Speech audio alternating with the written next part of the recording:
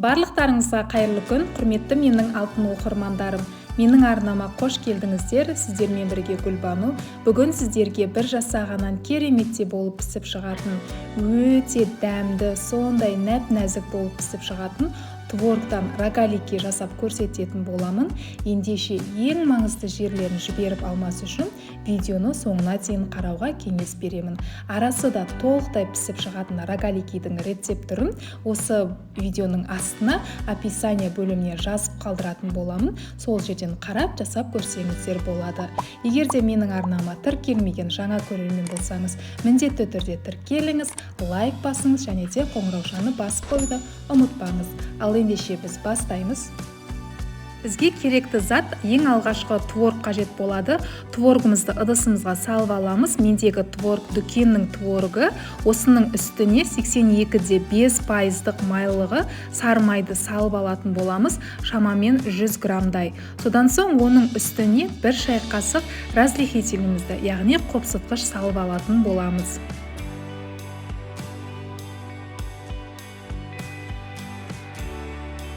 Ендігі кезекте дәміне қарай ванилин саламыз. Шамамен 1 шай қасықтай ванилинді салып алатын боламыз. Ендігі кезекте вилканың көмегімен осының барлығын осылай майдалап алатын боламын.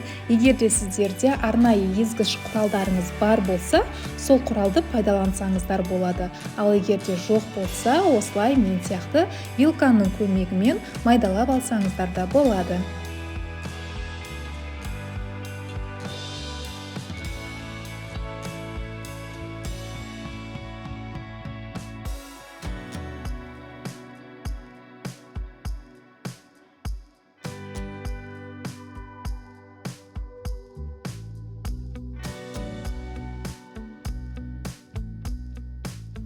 Құрметті көрермендерім, менің дәл осы видеом сіздерге пайдалы болып ұнап жатса, міндетті түрде комментарий бөліміне өз пікірлеріңізді, ойларыңызды қалдыра кетсеңіздер болады.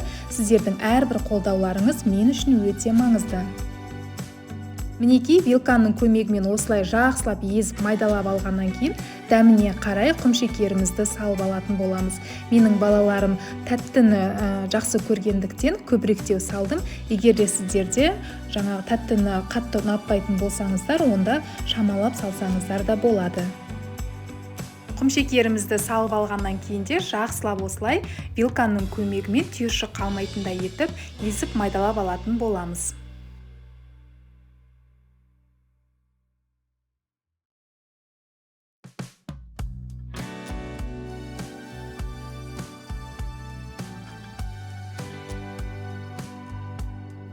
Мінекей жақсылап майдалап езіп алдық.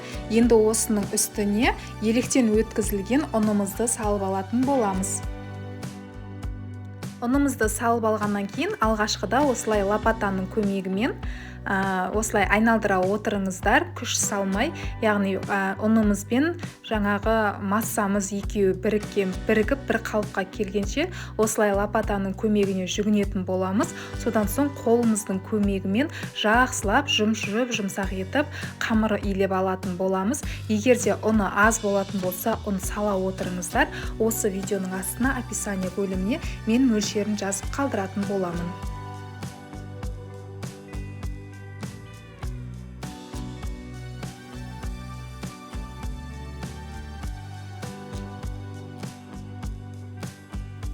Міне осылай қолымыздың көмегімен жұмсақ етіп қамырымызды илеп алатын боламыз.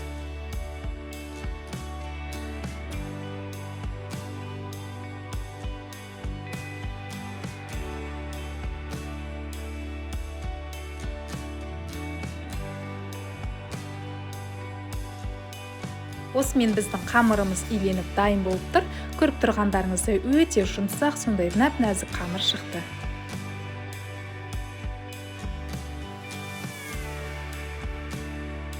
Ендігі кезекте осы қамырымызды алып, пышақтың көмегімен теңдей екіге бөліп алатын боламыз. Содан соң қолымыздың көмегімен осылай домалақ формаға келтіріп алатын боламыз.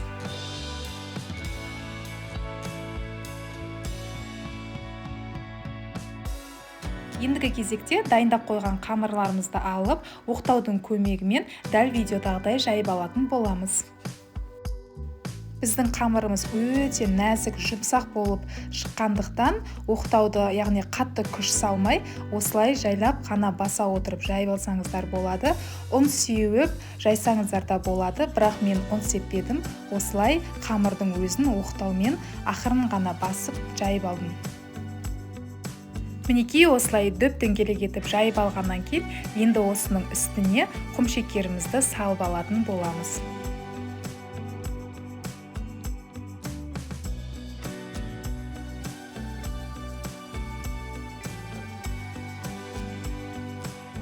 Ендігі кезекте қамырдың ортасынан осылай теңдей екіге бөлесіздер және де дәл видеодағыдай барлығын осылай кесіп шығатын боласыздар.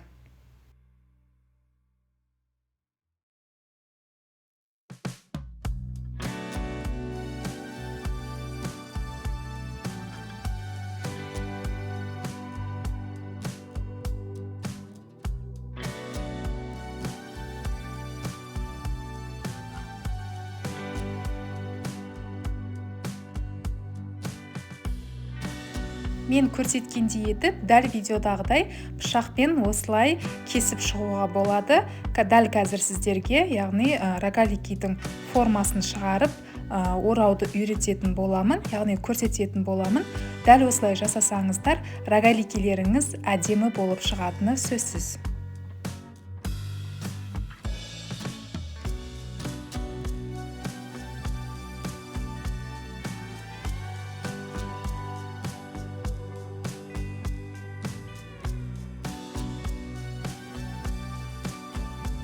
Барлығын алдын ала осылай түйіп дайындап қоясыздар. Өте керемет жұмсақ болып пісіп шығады. Міндетті түрде дәл осы рецептпен жасап көріңіздерші. Сіздерге ұнайды деген сенімдемін. Тексерілген рецепт түрі міндетті түрде жасап, жақындарыңызды, балаларыңызды қуантып қойыңыздар.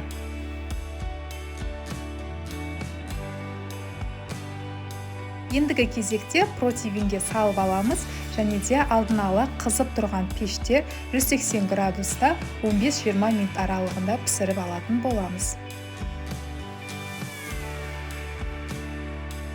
Осымен менің рогаликилерім 20 минут аралығында пісіп шықты. Өте нәзік, жұмсақ болып пісіп шықты. Жақындарыма, балаларыма өте қатты ұнады. Міндетті түрде жасауға кеңес беремін және де әсемдік ретінде осылай бетіне сахарная пудра сеуіп ұсына берсеңіздер болады. Барлықтарыңызға ас болсын. Назарларыңызға үлкен рахмет, құрметті көрермендерім. Келесі видеоларда кездескенше міндетті түрде арнаға тіркеліңіз, лайк басыңыз және де пікір қалдыруды ұмытпаңыз.